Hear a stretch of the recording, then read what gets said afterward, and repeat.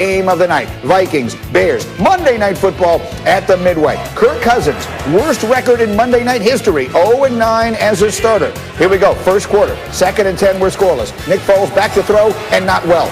This is off the hands of Anthony Miller and into the hands of the Vikings, who pick it off, and they're in business in plus territory. And that would lead to this.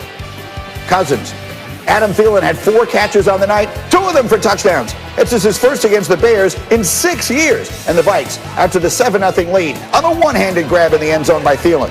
2 minutes to play now in the half. Vikings up 7-3. 1st and 10 at the 28. It's Cousins. He's looking for Thielen. This time he's picked off. Khalil Mack just wrestles the ball away. That would set the Bears up. Cousins on the night, 25 of 36, 292, 2 touchdowns, and that pick. It's 7-6 Minnesota at the half. But you know what the Bears' best offensive play is? It's the return of the kickoff. This is Cordarrelle Patterson. And Patterson, by the time he's done, is going to bring this one back 104 yards for the score. The Bears had just 149 yards total offense on the night. This was by far their biggest play. It's also his 8th career kickoff return touchdown, tied for the most ever. Bears up 13-7. 4th quarter, we're tied at 13. Dalvin Cook, over 200 yards rushing each of the previous 2 weeks. Bears bottled him up on this night for the most part. Fumbles there, gets it back, 30 carries, 96 yards for Dalvin. Later in the drive, Cousins rolling. His new favorite target is Justin Jefferson, the rookie, spectacular. 8 catches, 135 yards, and that would lead to this. Thielen, his 2nd touchdown of the night, his 9th of the season, tied for the most in the league. Vikings missed the extra point. It's 19-13. Foles has a chance. 2.5 to play. 4th and 9. Foles looking, throwing. Anthony Miller is there, but it's just out of his reach. Bears turn it over on downs. But they would get one more chance. Under a minute to play. Still down 6. And this is going to be ugly. Foles going down hard on the hip. Take another look as he will land hard right on that right hip. Right there. He'd be carted off the field, being evaluated for a hip and a leg injury. And so it is injury added to insult for the Bears. Vikings win on Monday night. This is leg or his hip. So I think they're still working through the details on that. I have not talked to him yet in the locker room. I will here after we're done and just make sure he's okay. I know he's upset. It's been frustrating. It's been hard, and that's the part that's difficult through all this, because no one wants it more than him to be out there to fight with his teammates. That's a brutal-looking injury, and look, the facts are the facts. With Foles at the helm, the offense is just atrocious. Since Nick Foles became the starter, they're last or second to last in points, in yards, in yards per play. 149 yards, I mentioned, of offense last night, the 4th fewest in a single game across the entire NFL this season. So let me bring the team in here, and we'll start this conversation. And Jeff, I want to start it with you, because we were talking in the meeting before the show that when one side of the ball is as completely inept as the Bears offense has been, next thing you know, you start getting sideways looks in a locker room, and that can create a whole lot of problems. What do you think? Heck yeah, this is professional football, right, Greeny? We get paid to win. You're costing the defensive players money. We're talking about playoff checks. We're talking about big contracts at the end of the year, all of those things. You're looking over this guy, y'all are straight scrubs, right? Like you haven't scored 20 points in 3 or 4 the last week. Last night you scored 6. We had to spot you the only touchdown we got on defense and special teams. Like, this is absolutely atrocious. Let me tell you what happens. When you start walking in that locker room, every guy starts looking at you going, man, just do your job, right? We have enough talent to do something. You can't convert on 3rd downs. It's just not enough. That frustration begins to build. I'm telling you, I've been on teams. You start looking at guys like, hey, man, you got to pull your freaking weight. We get paid to play. This ain't college. It ain't about friendship, Bo. It's about let's make cash.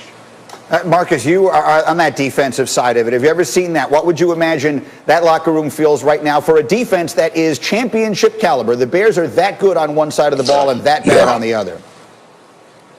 G is divided. Listen, man, you cannot hide it as professionals. Like Jeff was saying, the bottom line is this. We know how good we are, and we know how bad you are. As much as we want to talk about a team, look, the normal week of practice, the defense is in their rooms getting coached up, getting ready to play a game, and the offense is in their rooms getting coached up and playing the game, and we see each other when we hit the practice field. We expect the same type of production or the same elevated level of interest in getting your job done at a high level as the opposite side. So, yeah, there's sideways looks. And we messed up and mad about all of the situations. Trubisky, Foles, the decision making with the coaches, all of that stuff is starting to bother you. And this is usually what balls over and you see people going different places. Yeah, we just saw the general highlight there of how bad it looked. Greg, let's take a closer look. I know you put together some tape that really illustrates just how bad this offense was last night.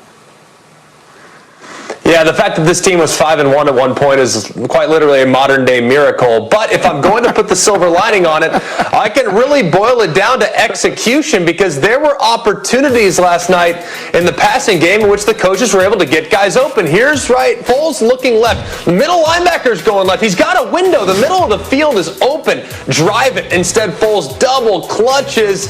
The linebacker can recover. He's forced to throw it high around the linebacker. It's intercepted. Then in the red zone, you got Jimmy Graham. Look at the separation. Plenty of room. I mean, the guy's open. This is a touchdown for 85% of quarterbacks in this league. Ball's just high and outside. And then this one's really bad. This is just a hot route. I mean, throw it to Cordero Patterson. He's your best player right now. Give it to him in the flat. Maybe he makes a guy miss. You find a way to get into the end zone. So if there's one silver lining I'm going to take from last night, is that guys were open. The execution just needs to improve here over the next 2 weeks if they're going to be better on offense. All right, and can I bring it to Graziano for a minute here? Because it feels like there's a couple of questions that I want to get to with you. And first of all, obviously, we see the injury to Foles at the end. And none of this is we certainly hope that he's not seriously hurt. Have we heard anything about the injury to this point? Tests last night. They'll do more tests during the week. It doesn't sound overly alarming at this point, but obviously too soon to know for sure. And they do have the bye this week, so he has a couple of weeks to heal up if indeed he is okay. Okay, so you have that one, and obviously Trubisky is also dealing with an injury with the shoulder. So if Foles is unable to go, it's not quite clear what direction that would take. Then let's talk about the coaching. I can tell you right now, being pretty plugged into some people in Chicago, that the fans are getting restless there. The talk show hosts are getting restless in Chicago, and most of the criticism is now aimed at the head coach, Matt Nagy. What do we know of his security? When we were doing some reporting on the coaching situations around the league about a month ago, we were being told that Nagy was safe in Chicago, that he was going to get another shot to come back next year. Now, of course, they've lost their last 4 games, right? They are 2-5 since making the switch from Mitchell Trubisky to Nick Foles, who was Matt Nagy's, hand-picked quarterback to come in because he was supposed to know the offense so well. Obviously, they're scoring less than 16 points a game in their current 4-game losing streak. I mean, these guys are talking about the defense. If you know you can't give up 17, that's a hard team to keep together. So we're going to make our rounds again in early December, and it's possible, obviously, the situation has changed. So let me then, if I can, Cindy, let me go back over here and try and get Marcus back in one more time, because I wanted to ask you this question. We just saw Greg do a really good tape showing that there were opportunities out there on the field that were not taken advantage of. To you, Marcus, if you were to assign the blame here, is it the execution or is it the coaching? Do you believe the coach gets the responsibility for how bad this offense has been? It's the coaching, G. Look, you were bad with a different quarterback. And a part of the responsibility that goes along with obviously drafting Mitchell Trubisky, but I don't want to go back down that rabbit hole. Matt Nagy made a decision to go with Nick Foles in order to get this team better. Like, you don't change the quarterback spot in order to see what's going to happen. So it really boils down to coaching. Now he gave off the play calling due to the laser last night. Like, all of this stuff, obviously execution. Obviously players get coaches fired, and you understand that. But also some decision making on your